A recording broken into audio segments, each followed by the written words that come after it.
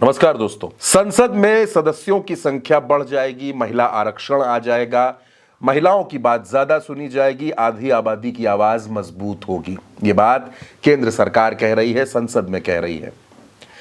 क्यों? क्योंकि एक बिल लाया जा रहा है जिसको पास करवा के और 2029 से पहले लागू करके महिलाओं की आवाज को और सशक्त किया जाएगा। लेकिन दोस्तों, मौके तो सरकारों के पास, अलग अलग दलों के पास हमेशा रहे हैं।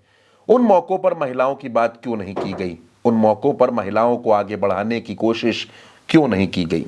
जो बीजेपी महिलाओं को बहुत आगे ले जाने की बात करती है, उसके पास देश में अलग अलग राज्यों में सरकारें हैं, लेकिन मुख्यमंत्री सिर्फ दिल्ली में है और कहीं भी नहीं। उस पर भी बात करेंगे। लेकिन दोस्तों, आज बात करनी इस पर जरूरी है कि देश में वो कौन सी नेता है जिन्होंने महिलाओं को आगे बढ़ाने पर ज्यादा बात नहीं की, महिलाओं को आगे बढ़ाकर दिखा दिया।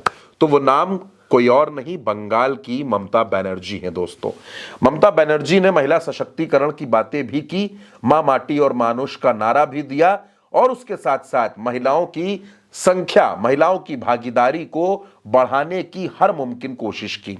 अगर आप आंकड़ों पर गौर करेंगे तो मौजूदा समय में लोकसभा में टीएमसी के पास 11 महिला सांसद हैं, जबकि राज्यसभा में 6 महिला सांसद हैं। ये टीएमसी की ताकत है। दूसरी तरफ पश्चिम बंगाल में जो मौजूदा विधानसभा है, हालांकि वहां विधानसभा चुनाव चल रहा है, यानी 2021 में जब चुनाव हुआ था और अभी तक पश्चिम बंगाल की विधानसभा में टीएमसी की 37 महिला विधायक हैं। यानी महिलाओं को आगे करने में, उनको सशक्त करने में ममता बनर्जी ने कभी किसी तरीके का समझौता नहीं किया। और जब बात आई 2026 में महिलाओं को विधानसभा चुनाव में मैदान में उतारने की, टिकट देने की, तो ममता बनर्जी ने 52 महिलाओं को टिकट दिया। वो 52 महिलाएं चुनाव लड़ रही हैं। दोस्तों, ममता बनर्जी ने सभी कलाओं का भी खूब सम्मान किया है। जो टॉलीवुड है, पश्चिम बंगाल की फिल्म इंडस्ट्री है, उससे तमाम एक्ट्रेस, चाहे आप सायोनी घोष को देख लें, चाहे रचना बनर्जी जिन्होंने बॉलीवुड में भी बड़ा नाम किया, उनको लाई। संगीत के क्षेत्र से जो अपनी गायकी के लिए जानी जाती हैं, अदिति मुंशी, उनको विधानसभा चुनाव का टिकट दिया। वो मौजूदा विधायक भी हैं। 2021 में वो चुनाव जीती थी और 2026 में एक बार फिर अदिति मुंशी को ममता बनर्जी ने टिकट दिया है। सायंतिका बनर्जी, जो बड़ा चेहरा है टॉलीवुड का, वो भी विधानसभा का चुनाव लड़ रही हैं। सायोनी घोष जादवपुर की सांसद हैं। दोस्तों, महुआ मोइत्रा, वो भी सांसद हैं। जून मालिया, रचना बनर्जी, ये सब सांसद हैं।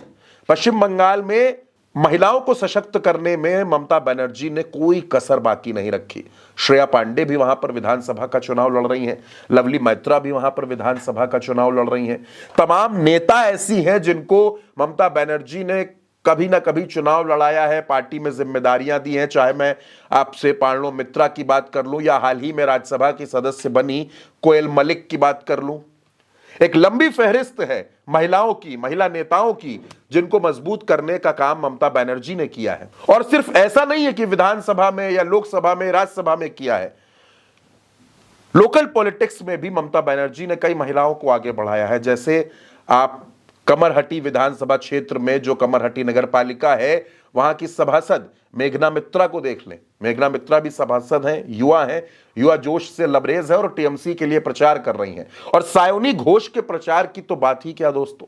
सायोनी घोष ने ममता बनर्जी के चुनाव की कमान संभाल रखी है। ममता बनर्जी की चुनाव में पूरे पश्चिम बंगाल में सायोनी घोष की रैलियों की सुपर डिमांड है। सबसे ज्यादा मांग सायोनी घोष की होती है। तो दोस्तों, महिलाओं को आगे बढ़ाना, उनको मजबूत करना, उनको ताकत देना, ये सिर्फ कहने की बातें नहीं है, ये सिर्फ कागजी बातें नहीं है। इनको करके दिखाने का काम अगर किसी ने किया है तो वो बंगाल की दीदी हैं ममता बनर्जी। और ममता बनर्जी ने हमेशा इस बात को साबित किया है कि वो महिलाओं को आगे बढ़ाने में, उनको सशक्त करने में कभी भी पीछे नहीं हटती हैं। आप इस वीडियो पर क्या सोचते हैं? अपनी राय हमें कमेंट बॉक्स में जरूर बताइएगा। उल्टा चश्मा यूसी को सब्सक्राइब कीजिएगा। नमस्कार।